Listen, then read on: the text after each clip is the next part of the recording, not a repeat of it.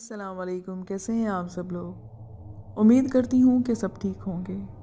Story کے شروع کرنے سے پہلے آپ سے ریکویسٹ ہے کہ چینل کو سبسکرائب کر لیں، اور اگر ویڈیو پسند آئے تو like and share and comment ضرور کر دیا کریں۔ آج کی یہ سٹوری نعمان خان نے کوئٹہ سے بھیجی ہے، میں آپ کو انہی کی زبانیں سنا رہی ہوں۔ یہ کہانی 40 برس پرانی ہے۔ یہ واقعہ گولی مار کا ہے جو ہم نے اپنی نانی کی زبانی سنا تھا۔ گولی مار دھوبی گھاٹ کے قریب کچے مکانوں کی ایک بستی ہے، جہاں ہماری نانی نے بھی مکان خریدا تھا۔ ہماری نانی کی ہر ایک سے دوستی تھی۔ وہ بہت ہی خوش اخلاق، ملنسار اور گھل مل کر رہنے والی خاتون تھی۔ چاہے کوئی غریب ہو یا امیر، ہر ایک کو وہ اپنا سمجھتی تھی، محبت سے پیش آتی تھی۔ اسی لیے علاقے میں سب نانی کی بہت عزت کرتے تھے۔ نانی کے گھر ایک دھوبن آتی تھی جو نانا اور ماموں کے کپڑے دھوتی تھی، اور اس کا نام رشیدن تھا۔ رشیدن ہر ہفتے آتی اور گھنٹوں بیٹھ کر نانی کے ساتھ اپنے دکھ سکھ کرتی، اور پھر نانا اور ماموں کے کپڑوں کی گٹھری لے کر چلی جاتی۔ رشیدن کی ایک ہی پوتی تھی جو 10 سالوں بعد بڑی منتوں اور مرادوں سے پیدا ہوئی تھی۔ رشیدن نے اس کا نام حسینہ رکھا تھا، اور وہ لڑکی واقعی اپنے نام کی طرح حسین تھی۔ اس کی آنکھیں بہت خوبصورت تھیں اور ہر ایک کو اپنی طرف اٹریکٹ کرتی تھیں۔ ہماری نانی نماز کی پابند تھی اور قرآنی عمل کے ذریعے روحانی مسائل بھی حل کر لیا کرتی تھیں۔ میری نانی اگر کسی کو ایسے شخص سے ملتی جس کو نظر بد یا عصیبی سایہ ہو تو میری نانی کو پتہ چل جایا کرتا تھا۔ اسی لیے رشیدن کو نانی نے کئی بار کہا کہ تم اپنی پوتی کا خیال رکھا کرو، کیونکہ اس بچی کے ساتھ کوئی مسئلہ ہے۔ مجھے لگتا ہے کہ اس پر کسی گندی شے کا سایہ ہے۔ اس بچی کی آنکھیں کس قدر خوبصورت ہیں، لیکن کیا تم نے کبھی اس کی آنکھوں میں عجیب سی وحشت اور محسوس کی ہے؟ مگر نانی کی بات پر رشیدن ہمیشہ ہنس کر کہتی کہ بی بی یہ تو صرف ضدی ہو گئی ہے، چڑچڑی سی، آخر میں اور میرے باپ کی لاڈلی جو ہے ہر وقت اپنی منمانی کرتی ہے۔ ایک روز رشیدن آئی تو وہ بہت اداس تھی۔ اس نے بتایا کہ بی بی آپ ٹھیک کہتی تھیں، کیونکہ اب ہم بھی محسوس کرتے ہیں کہ کوئی نہ کوئی بات ضرور ہے۔ حسینہ خود سے ہی باتیں کرتی ہے، سارا دن کھانا نہیں کھاتی۔ اس کی سہیلیاں اس کو پگلی بول کر چھیڑتی ہیں تو پھر ان کو مارنے کو دوڑتی ہے، اور کبھی روتی ہے تو کبھی ہنستی۔ بالکل بھی کھانا نہیں کھاتی، اور کبھی اتنا کھاتی ہے کہ اپنا ہاتھ ہی نہیں روکتی۔ 4 روٹیاں ایک ساتھ کھا جاتی ہے۔ نماز پڑھنے کو کہو تو کاٹ کھانے کو دوڑتی ہے، مصلے کو اٹھا کر باہر پھینک دیتی ہے، سارا دن بال کھولے اندر باہر پاگلوں کی طرح پھرتی رہتی ہے۔ یہ باتیں بتا کر رشیدن رونے لگی۔ میری نانی سے کہنے لگی کہ بی بی جی آپ اس کو کوئی تعویذ دھاگا پڑھ کر دے دیں۔ نانی نے کہا کہ میں کوئی تعویذ نہیں دے سکتی، کیونکہ میرا تعویذ اس پر اثر نہیں کرے گا، مگر تم کل ایک صاف بوتل لانا، میں پانی دم کر کے دوں گی، تم اس کو پلاتی رہنا، اللہ کرم کرے گا۔ پھر اگلے دن نانی نے اس کو پانی دم کر کے دیا۔ اس پانی سے حسینہ کو کچھ فائدہ تو ہوا، اور وہ اب عام انسانوں کی طرح کھانا کھانے لگی تھی۔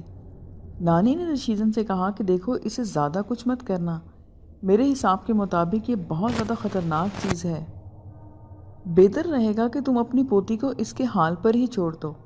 مگر حسینہ کا باپ تو مختلف عاملوں کے پاس جاتا رہا، جس کی وجہ سے حسینہ ضدی اور خونخوار ہو گئی۔ پہلے تو وہ گھر کے کسی فرد کو بھی نقصان نہیں پہنچاتی تھی، مگر اب تو وہ مرنے مارنے پر آ گئی تھی۔ ایک دن اس نے اپنی ماں کو بری طرح سے زخمی کر دیا، کیونکہ وہ بار بار اس پر کچھ پڑھ پڑھ کر پھونک رہی تھی۔ آخرکار تنگ آ کر باپ نے اس کو زنجیروں سے باندھ دیا۔ ایک دن معلوم ہوا کہ حیدرآباد میں ایک بہت بڑے عامل صاحب ہیں، وہ اس طرح کی چیزوں کا اتار کرتے ہیں۔ پھر حسینہ کا باپ ان عامل صاحب کو بڑی منت اور سماجت کر کے اپنے گھر لے آیا۔ انہوں نے حسینہ کو دیکھتے ہی بتایا کہ اس کے اتار میں بہت زیادہ خطرہ ہے، یا تو وہ آسیب چلا جائے گا یا پھر حسینہ کی موت ہو سکتی ہے۔ اگر تم راضی ہو تو میں علاج شروع کر دوں گا۔ آپ علاج شروع کر دیں، اس کے باپ نے کہا، کیونکہ اب ہم ان چیزوں کو اور برداشت نہیں کر سکتے، باقی پھر جو اللہ کی مرضی ہے۔ عامل نے علاج کے لیے کالے بکرے کی سری، پرانی قبر سے مردے کے ڈھانچے کی کچھ پرانی مٹی اور بہت سی چیزیں منگوائیں، اور کہا کہ بچوں کو اس گھر سے دور کر دو۔ تو بچوں کو کسی رشتہ دار کے گھر بھیج دیا گیا۔ اتار شروع ہوا تو حسینہ بالکل خاموش تھی۔ عامل صاحب نے اپنی پڑھائی شروع کرتے ہوئے پوچھا، تو خاموش کیوں ہے؟ بولتا کیوں نہیں؟ بتا تو اس لڑکی پر کب سے ہے اور کیوں ہے؟ تب حسینہ نے ایک مردانہ آواز میں کہا کہ جب یہ 10 سال کی تھی میں تب سے اس کے عشق میں گرفتار ہوں۔ یہ گھاٹ کے سامنے والے درخت کے نیچے آ کر کھیلتی تھی۔ میں تو اسی درخت پر رہتا تھا۔ کچھ دن پہلے دھوبی نے وہ درخت کاٹ ڈالا۔ میں نے سوچا کہ میں اب کہاں بسیرا کروں۔ میں اس سے جدا بھی نہیں ہونا چاہتا تھا، اس لیے میں نے اس لڑکی پر ہی بسیرا کر لیا۔ دیکھ یہ لڑکی مسلمان ہے اور تو ایک کافر جن ہے، تو اس کا پیچھا چھوڑ دے۔ اس بات پر حسینہ نے عامل صاحب کو ایسی نظروں سے دیکھا کہ سخت سردی میں بھی ان کو پسینہ آ گیا۔ وہ حسینہ کے باپ سے بولے کہ دیکھو اس پر جو بھی شے ہے وہ بہت ضدی ہے، وہ اس کو چھوڑنا نہیں چاہتی۔ میرا مشورہ ہے کہ اس لڑکی کو اس کے حال پر ہی چھوڑ دو۔ شاہ صاحب میری ایک ہی بیٹی ہے، میں اسے اس حال میں دیکھ کر بہت دکھی ہوتا ہوں۔ عامل صاحب نے کہا کہ تو ٹھیک ہے، اب جو ہونا ہے وہ ہو جائے۔ اگلی روز جمعرات تھی۔ عامل صاحب نماز کے بعد پڑھائی کرنے بیٹھ گئے۔ حسینہ کو زنجیر سے آزاد کر دیا گیا تھا۔ اس وقت حسینہ کی سسکیاں اور آہیں پورے گھر میں پھیل رہی تھیں اور ایک ماحول کو اداس اور پریشان کر رہا تھا۔ اس کی سسکیوں میں عجیب سا درد تھا۔ آخر عمل شروع ہوا۔ اس ضدی جن کو قابو میں کرنا تھا، مگر عامل صاحب پریشان تھے۔ عامل صاحب آپ بہت پریشان لگ رہے ہیں، رشیدہ نے ان سے پوچھا۔ ہاں بی بی، میں زبان کا پابند ہوں، اس لیے تم لوگوں کا یہ کام کر رہا ہوں، مگر مجھے انتہائی خطرہ نظر آ رہا ہے، اپنے لیے بھی اور اب اس بچی کے لیے بھی۔ ابھی عامل صاحب نے پڑھائی شروع کی چند ہی لمحے گزرے تھے کہ حسینہ تو بے قابو ہو گئی۔ اس کے حلق سے اس طرح کی آوازیں نکلنا شروع ہو گئیں کہ سبھی لرز کر رہ گئے۔ حسینہ نے عامل صاحب کو اپنے بڑے بڑے ناخنوں سے بری طرح سے زخمی کر دیا۔ عامل صاحب کہنے لگے کہ یہ جن میرے بس سے باہر ہے، میں آپ سے معافی چاہتا ہوں، میں یہ عمل آگے نہیں کر سکتا۔ یہ کہتے ہی عامر صاحب نے گھر سے باہر کی راہ لی۔ پھر حسینہ کی ماں اور باپ دونوں ہی ڈر گئے۔ وہ سب باہر کی طرف بھاگے اور حسینہ چیختے چلاتی ہوئی دھوبی گھاٹ کی طرف گئی۔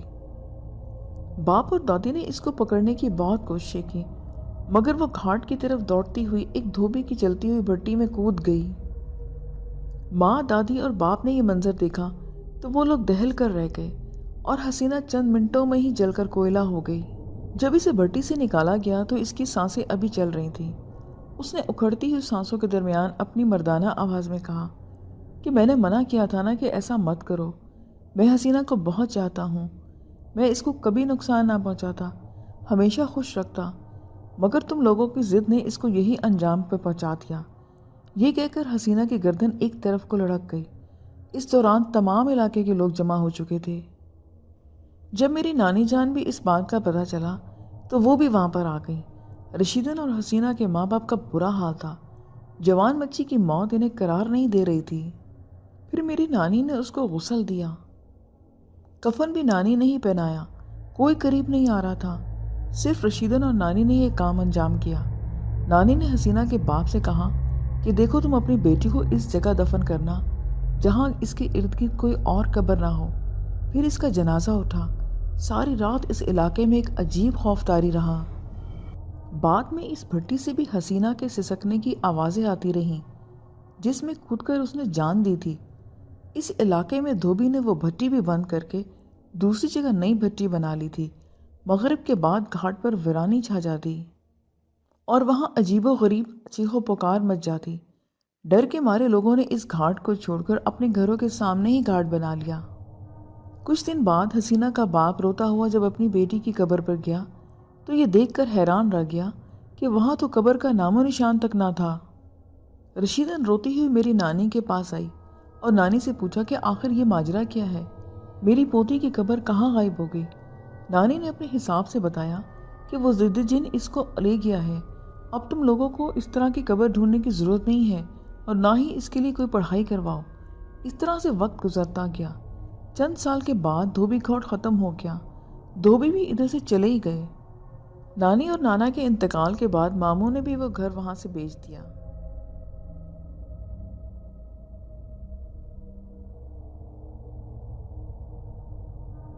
یہ سٹوری عائشہ نے سینڈ کی ہے۔ احمد کو حیدرآباد میں سروس جوائن کیے ابھی چند ہفتے ہی ہوئے تھے، مگر ابھی تک کوئی ڈھنگ کا کرائے کا مکان نہیں ملا تھا۔ جو گھر اسے پسند آتا اس کا کرایہ بہت زیادہ ہوتا۔ آخر کار شہر کے ایک پوش علاقے میں اسے بہت ایک اچھا گھر مل گیا اور اس کا کرایہ بھی بہت مناسب تھا۔ سونے پہ سہاگا یہ تھا کہ پورا گھر ویل فرنش تھا۔ احمد کا تو کوئی خوشی کا ٹھکانہ ہی نہ تھا۔ اس نے اپنے اماں ابا پر زور دیا کہ وہ فوراً اس کے پاس حیدرآباد آ جائیں، مگر بڑے بھائی کے گھر ابھی سالوں بعد خوشی آنا تھی، اس لیے اماں نے ابھی آنے سے انکار کر دیا۔ احمد شام کو اپنے گھر جاتا تو اس کو بہت تنہائی محسوس ہوتی۔ پچھلے کئی دنوں سے احمد کی طبیعت بھی ٹھیک نہیں تھی اور وہ بیمار تھا، مگر نئی نوکری ہونے کے باعث روز کام پر جاتا اور آج اسے بہت تیز بخار تھا اور گھر پہنچتے پہنچتے بہت دیر ہو گئی۔ آج شام سے ہی بادل چھائے ہوئے تھے کہ اچانک گرج چمک سے ژالہ باری بھی شروع ہو گئی۔ گھر پہنچ کر بھی اس نے کپڑے ہی چینج کیے تھے کہ بجلی چلی گئی۔ اندھیرے میں ٹکرے کھاتے اس نے ایک موم بتی جلائی لی۔ ابھی اس نے کھانا شروع کیا تھا کہ اچانک اس کو محسوس ہوا کہ کوئی بہت ہولے سے دروازے پر دستک دے رہا ہے۔ اس نے اٹھ کر دروازہ کھولا تو کیا دیکھتا ہے، ایک خوبصورت خاتون 3 بچیوں کے ساتھ کھڑی تھی۔ احمد نے یہی اندازہ لگایا ہے کہ شاید ان کی گاڑی اس موسم میں خراب ہو گئی ہے اور وہ مدد کے لیے آئی ہیں۔ اس نے ان کو اندر آنے کو کہا۔ اس خاتون نے بہت عجیب سے انداز میں پوچھا کہ وہ کون ہے۔ احمد نے ان کو آرام سے جواب دیا کہ وہ اس گھر میں کرائے پر رہتا ہے۔ احمد نے ان کو یہ بھی واضح کیا کہ ابھی وہ اکیلا ہے، لیکن اسے ایسا محسوس ہوا کہ جیسے اس عورت نے اس کی اس بات کو غور سے نہیں سنا۔ خاتون ان کی دونوں بچیوں کے ساتھ ڈرائنگ روم میں آ کر بیٹھ گئی۔ خاتون نے احمد سے کہا کہ ان کے ڈرائیور کے آتے ہی وہ یہاں سے چلی جائیں گی۔ شاید انہوں نے اس کی بڑی آپا اور ان کی بھانجیوں کی یاد دلا دی تھی۔ احمد کی یقین دہانی کے لیے ایک دفعہ پھر اس نے پوچھا کہ آپ برا نہ مانیں تو میں آپ کو آپا بلا سکتا ہوں؟ آپ کا چہرہ مجھے بڑا دیکھا بھالا سا لگ رہا ہے۔ وہ خاتون پہلی دفعہ ہنسی اور بولی، تم نے آج برے وقت آنے کو بڑی عقل مندی سے روک لیا ہے۔ احمد نے بے سمجھی میں یہ بات سنی۔ وقت گزارنے کے لیے احمد نے بچیوں سے گھلنے ملنے کی کوشش کی، مگر وہ کامیاب نہ ہوا۔ تو اس عورت نے احمد کو بلا کر کہا کہ لگتا ہے کہ آپ کو اپنی جان پیاری نہیں ہے۔ شاید آپ کو پتہ نہیں ہے کہ یہ کوٹھی آصف زدہ ہے۔ یہاں پر رخشندہ اور اس کی 3 بیٹیوں کی روحیں رہتی ہیں۔ احمد یہی سمجھا کہ وہ عورت مذاق کر رہی ہیں یا اسے بیوقوف بنا رہی ہیں۔ اس نے آرام سے جواب دیا کہ میں ایک امن پسند شخص ہوں، مجھے یقین ہے کہ میں اور روحیں اکٹھے ایک چھت کے نیچے رہ سکتے ہیں۔ اس عورت نے بڑے پرسرار انداز میں ایک بار پھر احمد سے پوچھا، کیا واقعی وہ اس حقیقت سے ناواقف ہے کہ یہاں پر رخشندہ نامی خاتون اور اس کی بیٹیوں کی بڑی بے دردی سے قتل کیا گیا تھا؟ پھر تو احمد کی ریڑھ کی ہڈی میں ایک سرد لہر دوڑ گئی اور اس کو اندازہ ہوا کہ وہ خاتون واقعی سنجیدہ تھیں۔ اس نے جواب دیا کہ میں اس حقیقت سے مکمل طور پر لا علم ہوں کہ اس کوٹھی میں کوئی دردناک حادثہ ہوا تھا۔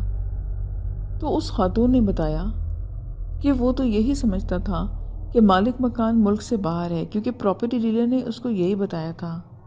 اس خاتون نے احمد کو مخاطب کر کے کہا کہ چلو میں تمہیں اس کوٹھی میں ہوئی درندگی کی ایک کہانی سناتی ہوں۔ رخشندہ ایک امیر ماں باپ کی اکلوتی اور خوبصورت اولاد تھی اور وہ پڑھی لکھی بھی تھی۔ اس کی ماں کا انتقال لڑکپن میں ہو گیا تھا۔ جب رخشندہ نے ایم اے کیا تھا تو اس کے والد کو کینسر ہو گیا۔ مرنے سے پہلے انہوں نے ایک مڈل کلاس لڑکے سے جو ان کی فیکٹری میں ملازم تھا اس سے شادی کر دی۔ شادی کے کچھ ہی عرصے بعد اس کے والد کا انتقال ہو گیا۔ باپ کے مرنے کے بعد رخشندہ کو پتہ چلا کہ اس کے صرف سسرال والے نہیں بلکہ اس کا شوہر بھی نہایت لالچی ہیں۔ آہستہ آہستہ حالات بدلنا شروع ہو گئے اور رخشندہ کی زندگی مشکل سے مشکل تر ہوتی چلی گئی۔ اسی دوران اللہ نے اسے 3 بیٹیوں سے نوازا۔ اب تو ہر وقت کے تانے اور مار پیٹ اس کا مقدر بن گئی۔ ہر وقت اس کو بیٹا پیدا نہ کرنے اور منحوس ہونے کے تانے دیے جاتے۔ رخشندہ نے 1-2 دفعہ عزیز کو یہ کہنے کی غلطی کر دی کہ وہ اس کو طلاق دے دے۔ عزیز نے اس کو اتنا مارا کہ وہ 1 ہفتے ہلنے کے قابل بھی نہ رہی، اور اس نے اس کو صاف الفاظ میں بتایا کہ اس کی حیثیت ایک سونا کا انڈا دینے والی مرغی کسی ہے جس کو وہ ذبح تو کر سکتا ہے مگر آزاد نہیں۔ رخشندہ کا گناہ صرف یہ تھا کہ وہ 3 خوبصورت بیٹیوں کی ماں تھی۔ तीसरी बच्ची की पैदाइश के दौरान होने वाली पेचीदगी के नतीजे में डॉक्टर ने इसकी जान बचाने के लिए ऐसा तरीका बनाया कि वो दोबारा माँ बनने के काबिल नहीं रही। घर आते ही साथ उसको इसके बदले हुए सबके रवैये नजर आने लगे, मगर इसको इस बात का अंदाज़ा ना हुआ कि वो इससे जान छुड़ाने के लिए बेचैन थे। पिछले कई दिनों से अजीज़ का रवैया इसकी तरफ और बच्चियों की तरफ बेहतर हो गया था। वो भी खुश थी कि अल्लाह ने इसकी सुन ली। एक दिन अजीज़ इसकी और बच्चियों की और अपनी सबकी इंश्योरेंस पॉलिसी के कागजात लाया और बड़े प्यार से रक्षंदा से सब पे साइन करवा लिए। फिर एक रात वो बच्चियों के साथ सोई हुई थी तो उसने महसूस किया कि किसी ने इनके दरवाजे को बाहर से लॉक कर दिया है। वो पागलों की तरह दरवाज़ा पीटती रही, मगर सुई गैस इसके कमरे में भरती गई और आखिरकार कार्बन मोनोऑक्साइड पॉइजनिंग से इन सब की मौत हो गई। अजीज़ और इसके घर वाले सुबह मगरमच्छ के आंसू बहाते रहे और पूरा कारोबार, घर और 5 करोड़ के इंश्योरेंस के क्लेम के मालिक बन गए, मगर ये पैसा इनको इस्तेमाल करना नसीब ना हुआ। अजीज़ के वालिदैन सोते में गैस का हीटर खुला रह जाने से ठीक रक्षंदा और उसकी बेटियों की तरह मरे। अजीज़ की रीढ़ की हड्डी टूट गई। वो एक एक्सीडेंट था और अब वो बिस्तर पर अपने दिन पूरे कर रहा है। अहमद ने डर से एक सांस ली। अचानक ही वो खातून उठ खड़ी हुई। अहमद ने निकलते हुए उनसे पूछा कि सुनिए, आपको इस वाक़ये की तफसील कैसे मालूम हुई? वो पीछे मुड़कर मुस्कुराई और बोली कि तुम ही बताओ कि इतनी तफसीलात कैसे और किसको पता हो सकती हैं। तुमने मुझे दिल से आपा बुलाया है, इसलिए तुम्हें जिंदा सलामत छोड़कर जा रही हूँ। अहमद के जिस्म में सनसनी दौड़ गई। अब उसे समझ आया कि वह खातून इसे इतनी जानी पहचानी सी क्यों लग रही थी, क्योंकि मास्टर बेडरूम में इनका और इनकी प्यारी बच्चियों का पोर्ट्रेट लगा हुआ था। जिंदगी में पहली बार इसको रूहों के वजूद पर यकीन आया था। अगली सुबह इसने सबसे पहले घर खाली किया और कब्रिस्तान जाकर रक्षंदा और इसकी बच्चियों की कब्रों पर फातिहा ख्वानी की। लिसनर्स, ये आज की स्टोरीज थी। उम्मीद है कि आपको पसंद आएंगी। अगर वीडियो अच्छी लगे तो like and share and comment ज़रूर करें। अपना बहुत ख्याल रखें। फिर मिलेंगे नेक्स्ट वीडियो में। मुझे इजाज़त दीजिए। खुदा हाफिज़।